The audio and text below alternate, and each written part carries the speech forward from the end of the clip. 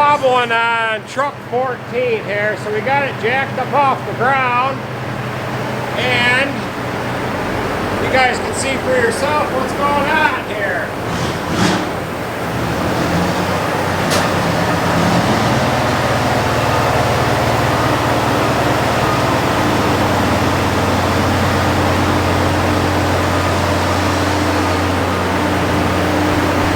So we've got something wrong with that rear rim. It's either bent or just broken.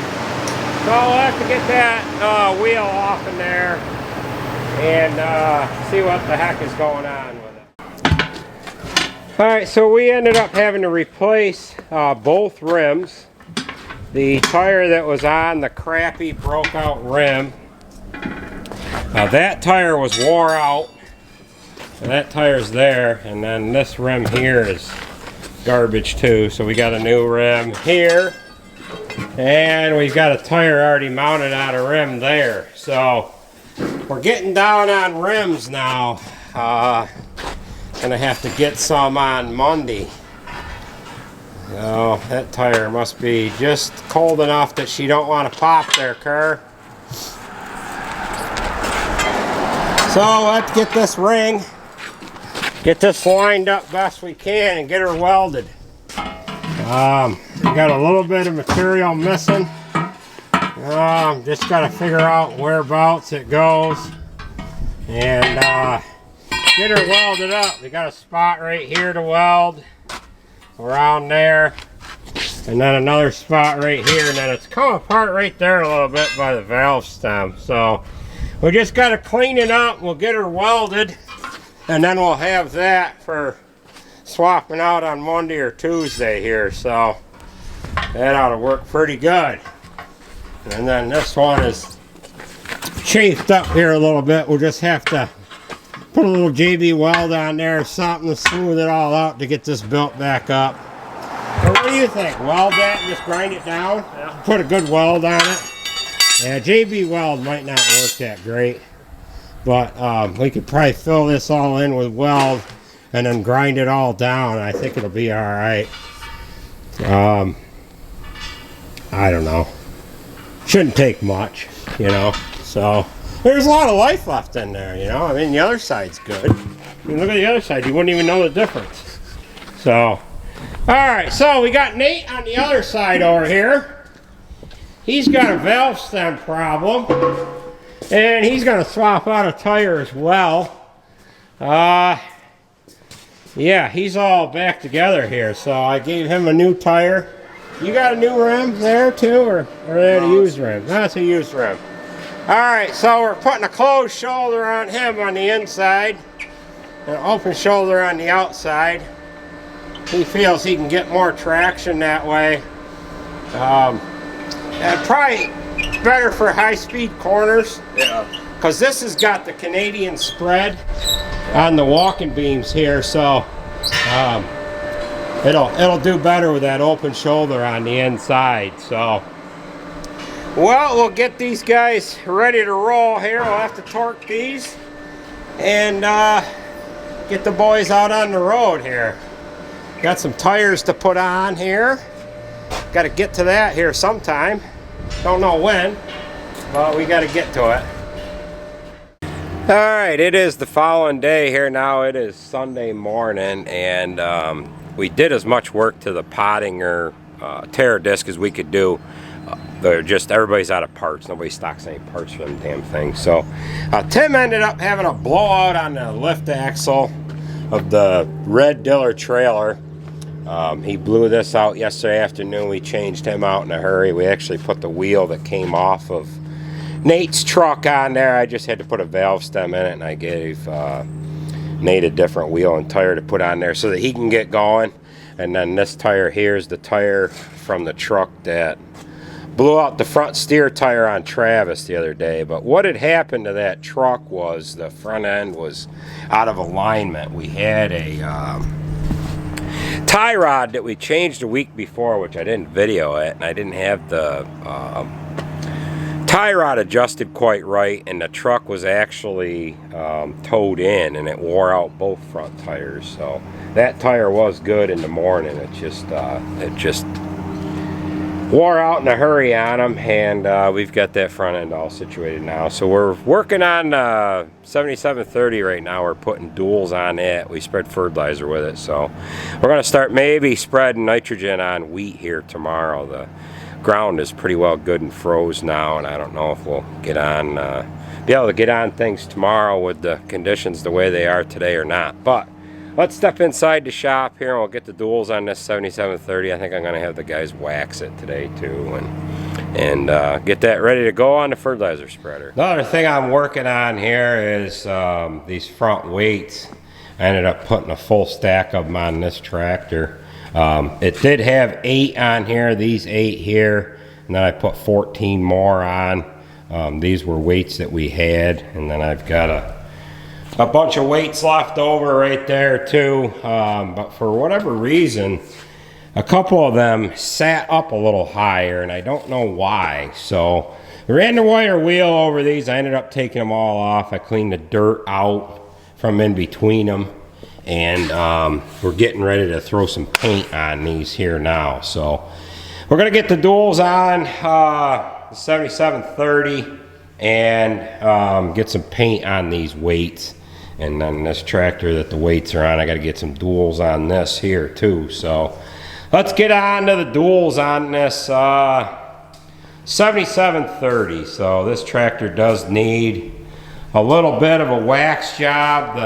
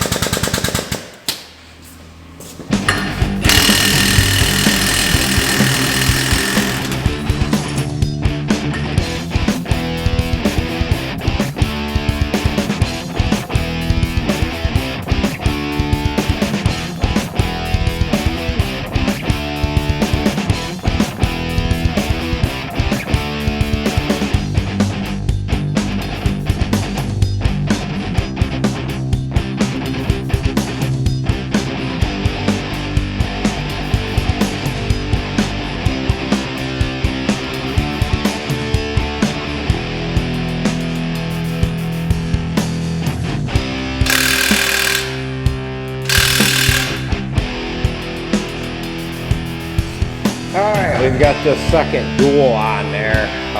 This tractor we did have on the mixer wagon, and all we did is just take the duals off. We didn't remove the hubs, and we did not touch the inner wheel.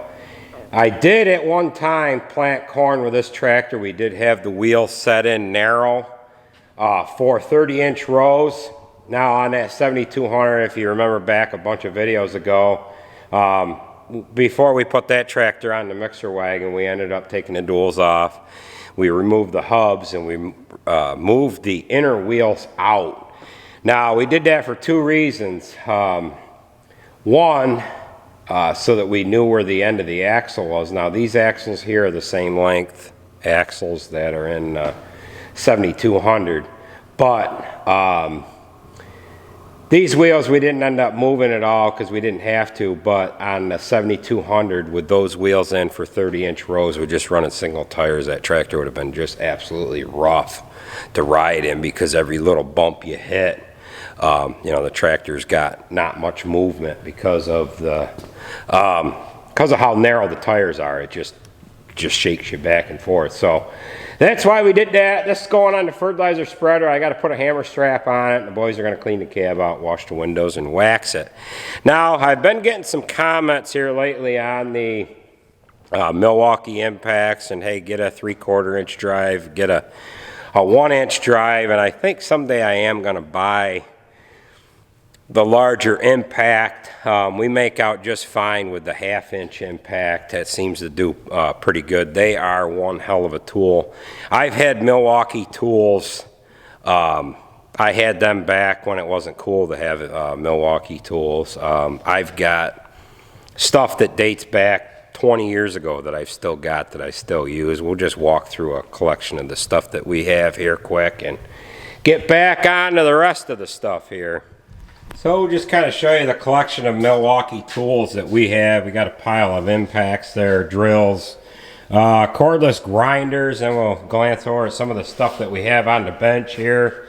We got another cordless drill, metal cutting saw, sawzall, bandsaw, a couple of more impacts. These are all 18-volt tools here, flashlight, and I ended up picking up this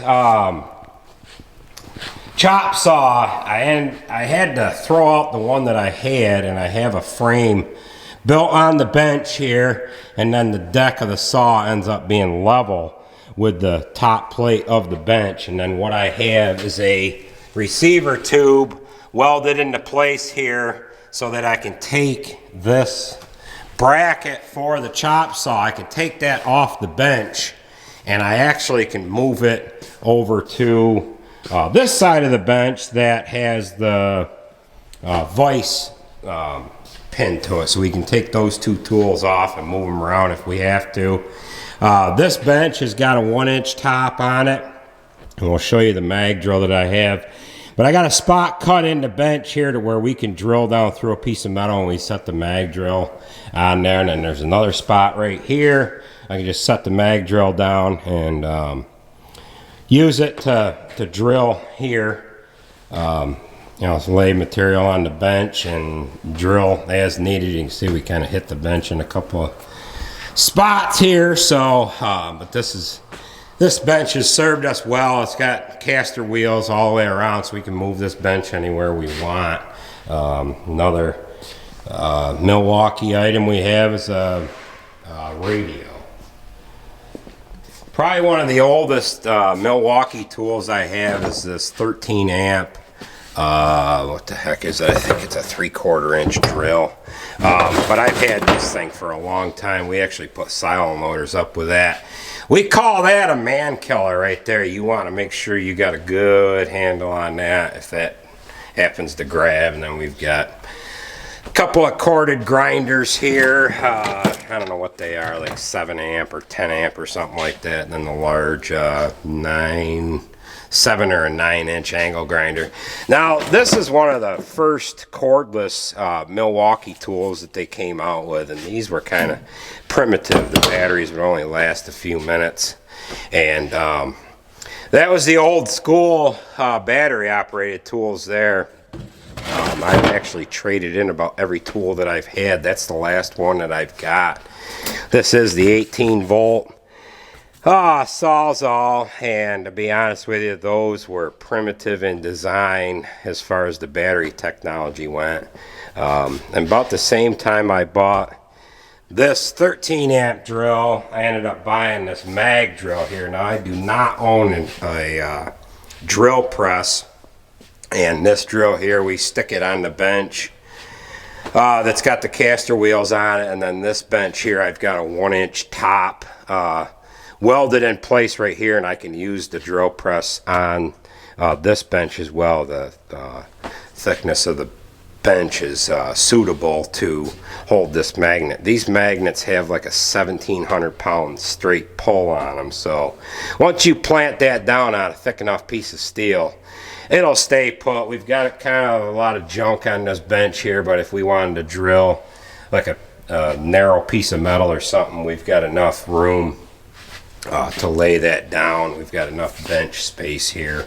Clamp it down, drill it, and that suited me fine for the bunch of years that I've owned it. I've probably had that, like I said, for 20 years now, but it's been a really good tool. So that was just kind of a walkthrough of some of these Milwaukee tools that we've had, and like I said, we've had these tools for a long time, so a lot of them got a lot of wear on. We use them a lot. So all right, we're gonna get back to it here.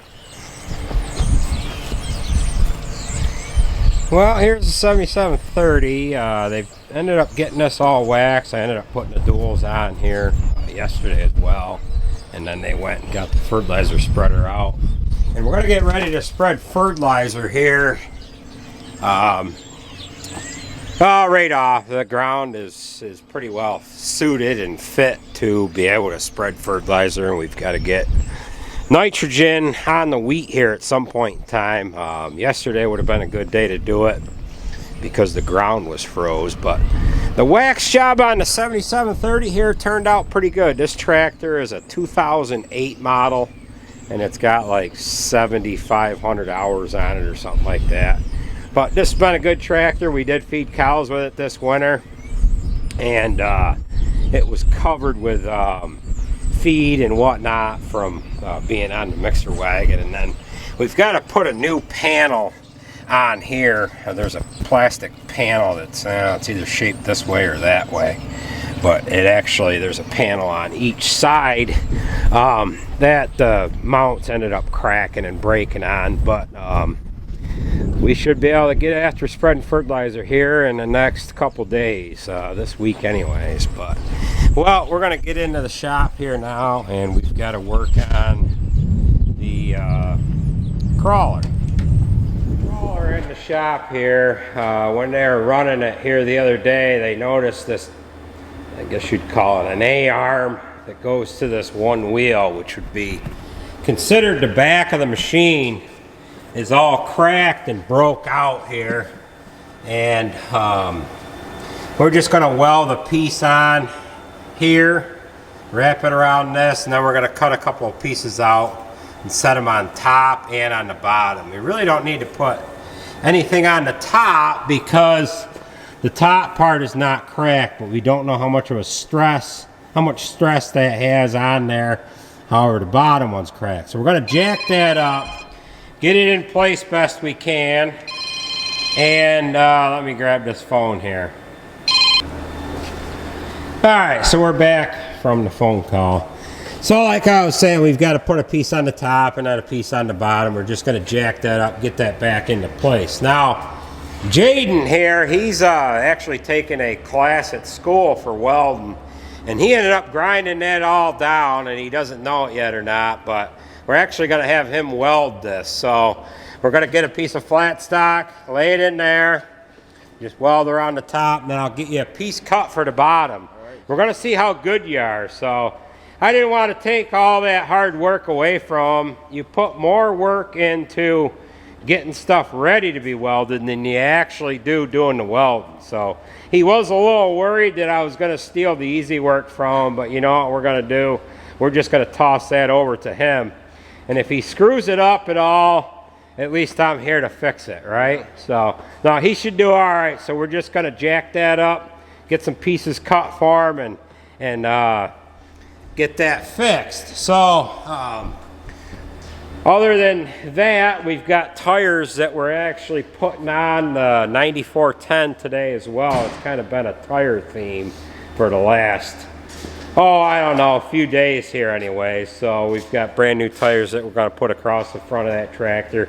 It was having a little trouble pulling the 17 shank chisel plow the other day, and we want to add a couple more shanks to that, and we're hoping that by putting some new tires on there, it'll have a little better traction and it'll be able to pull that chisel plow. So if it doesn't work, we'll be able to just pull the two shanks up. But we've got a tire here for the vac truck that we've got to address, and Roger's actually going to run into Syracuse today and pick up some more tires. So let's get Jaden welding this, and we'll step in with you in a little while here, and we'll see how he does. He's getting her welded into place. That's not too bad. That's not too bad for a junior welder. I could probably almost do that good myself. Almost. No, that looks like a pretty good weld. So Well, he's welding that. I'm going to cut the pieces for the top and the bottom. So he's got to roll in underneath that and do some upside down welding.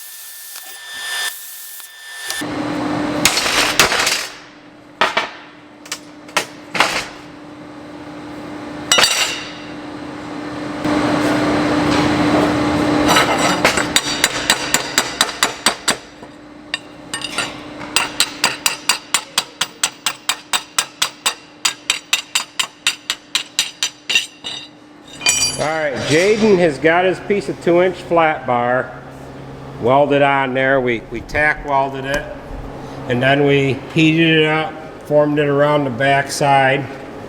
We've got a plate laid over the top. He's got that mostly welded on there. Now we're going to clamp the piece that is going to go on the bottom underneath it, and then he's just got to continue the welding here on the front side of the top plate, and then we'll have to do both sides of the bottom one here. Alright, Jaden has got this all welded up, and it is snowing out pretty good, so we are gonna do some greasing and whatever on this and a quick little bit of a service job, and roll this on out of here. We've got wheels going on, tires going on the 9410, and we're gonna have that back down here in a minute. And we got wheels going on that. So yeah, we're putting duals on the tractor that's next to us over on that side over here. So once we get to the point where we've got everything set up here, we can reveal the tractor that has taken the place of the 8320. So we're going to get back at it here, and we're just going to keep on keeping on. What motor is that compared to the 4220? Well, we got a head gasket gone on the 4250 that Jared and her are going to monkey with here now that it's snowing out. So we got some seepage on the left-hand side of the head. You can kind of just see it right there. And I don't know. The boys will have to get after her here. We've got snowed out, and the boys are off the road, so they're going to tear this down and see if we can't maybe save this one. Hopefully it didn't go too far. Hopefully it just is a head gasket. So.